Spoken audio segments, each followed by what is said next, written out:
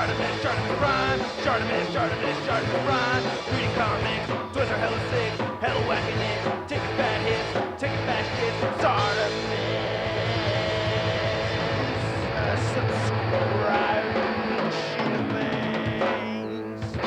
Charlie to one thigh is looking really nice. Hey, what's up, you guys? ShartimusPrime here, doing another McFarlane Toys action figure review on the McFarlane Gold Label Collection DC Multiverse Batman Year 2 figure. If you're trying to get your DC Multiverse figures, you can do so at big.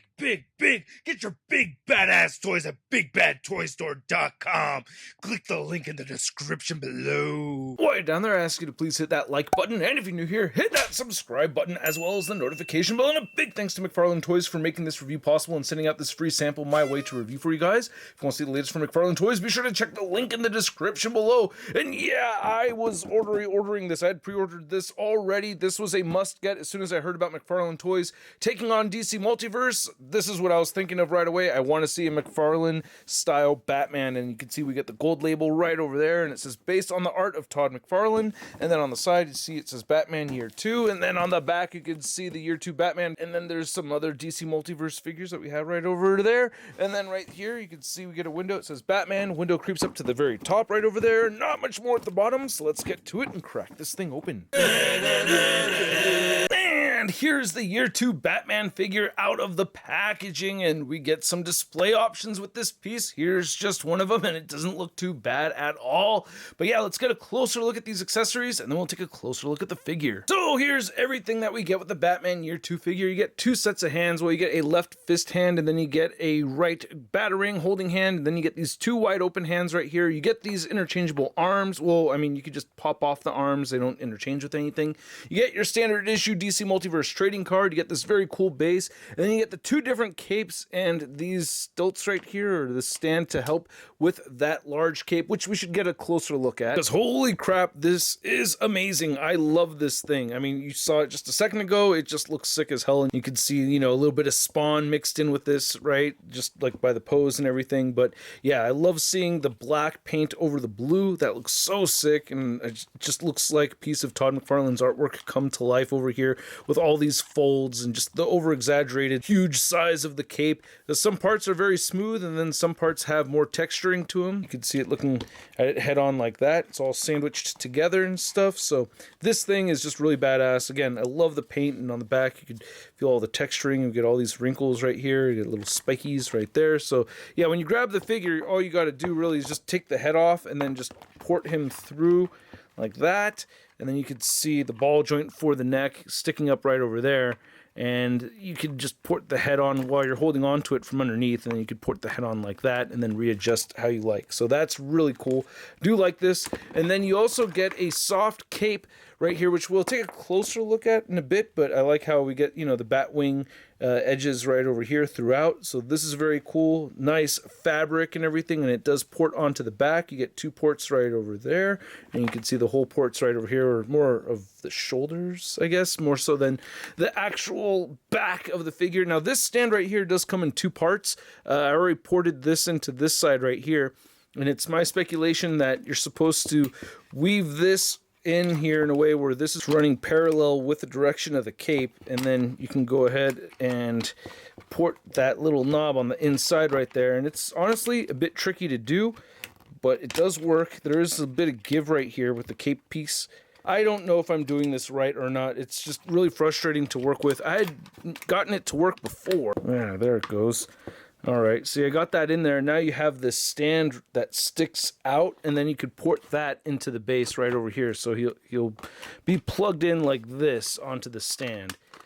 So you basically use that like so, which, being honest with you, I don't think this whole stick thing is necessary. I had the Batman standing just fine on the rotating base without it. So yeah, I got that out of there. I'm probably not going to use it again. But yeah, this base, I mean, all the painted detail and the sculpt of all of this, oh man, it looks great. You get Barbara Gordon right here. There's no name here, no name here, but you get Tim Drake. You get this little cobblestone road looking really nice with the different paint apps and everything. Just love this detail. No name right there.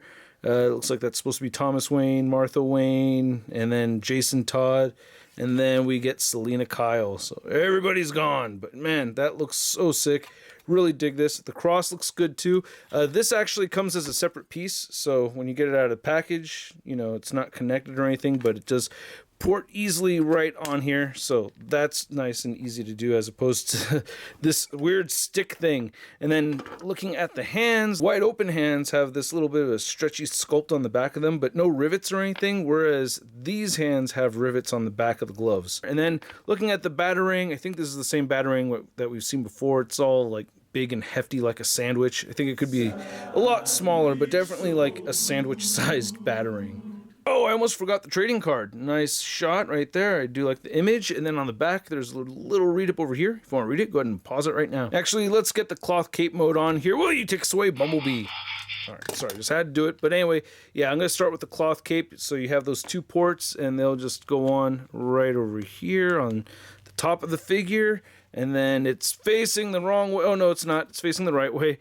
And then just port the head on like that. And then we'll take the arms, and they'll port in, and then for some reason I have a tougher time with the left side, but there you go, ports in just fine. And we get those hands on there, and now we have the cloth cape mode for Batman.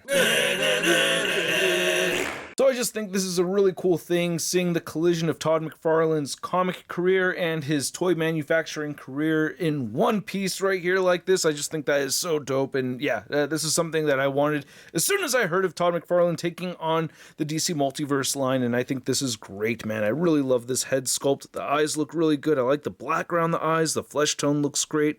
The little bit of paint right there on the mouth looks really good. We get the tall, pointy ears.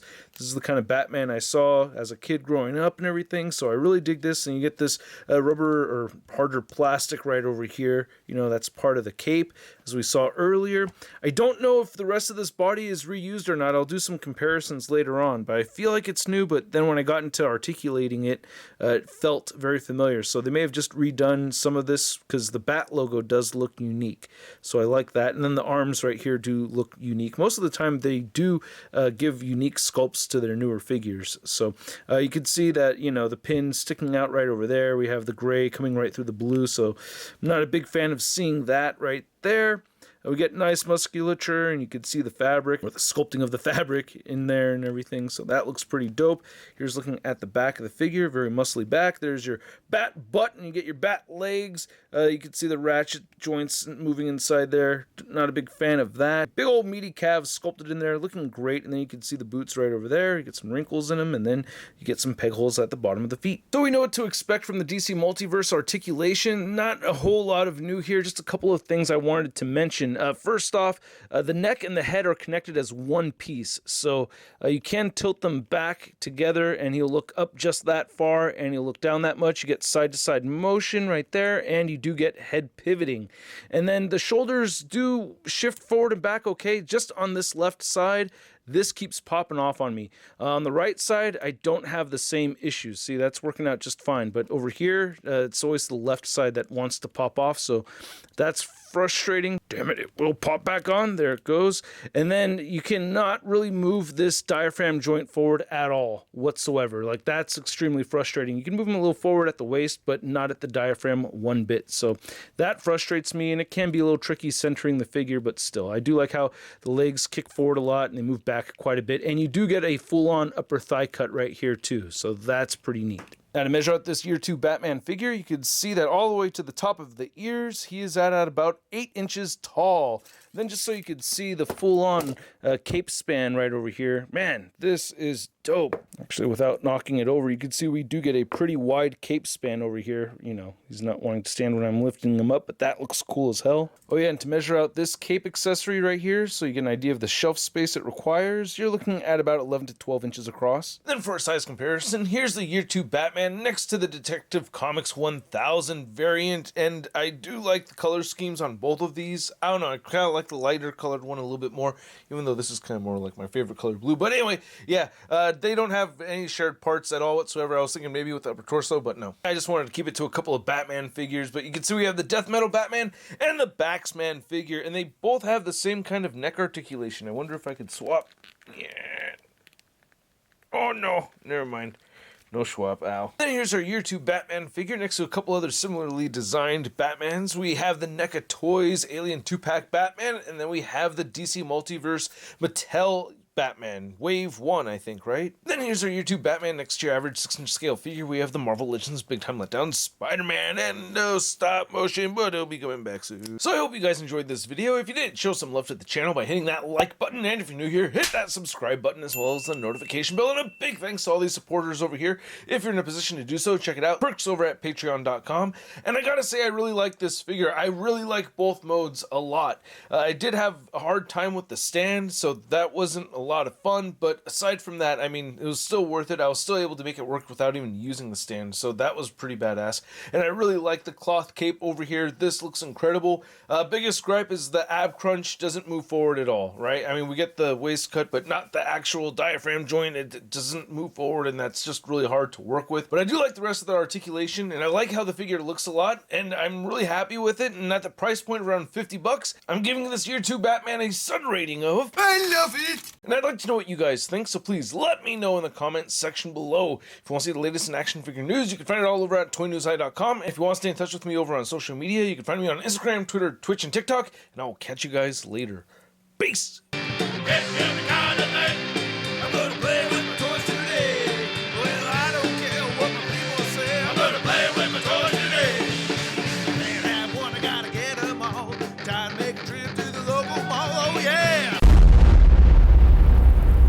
Crispy.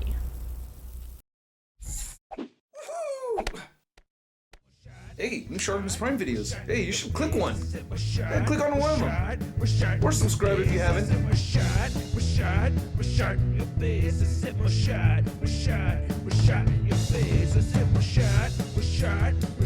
Your face.